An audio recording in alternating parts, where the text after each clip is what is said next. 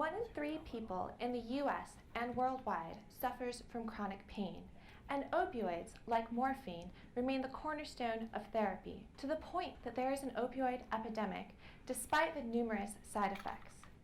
One of these side effects is disruption of your circadian rhythm, your body's way of keeping you bright-eyed and bushy-tailed during the day and asleep at night. 90% of chronic opioid users suffers from insomnia and associated daytime sleepiness and even suicidal thoughts. Wouldn't it be great if we could alleviate this serious comorbidity of opioid dependence and thereby improve the quality of life of chronic pain patients? Well, it turns out there might be a way. Your retina has special cells that are exclusively responsible for synchronizing your sleep-wake cycle with the environmental day-night cycle.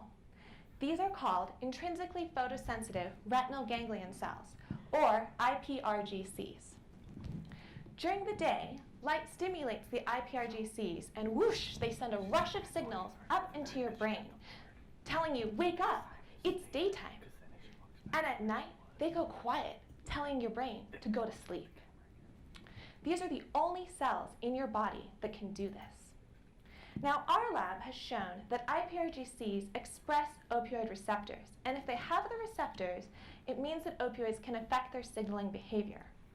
And I have shown that opioids inhibit the light-evoked signaling of iPRGCs.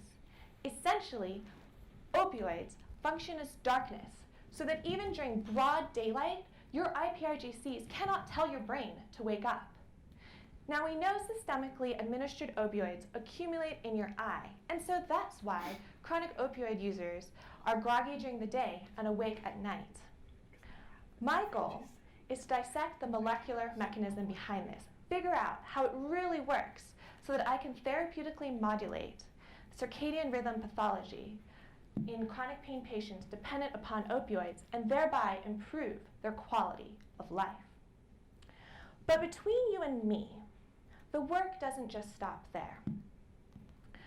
If we can figure out how to modify circadian rhythm entrainment by iPRGCs, then we'll have laid the foundation for the treatment of a whole host of circadian rhythm pathology resultant from shift work, jet lag, mood disorders such as seasonal affective disorder, and even Parkinson's. Thank you for letting me shed some light on these issues.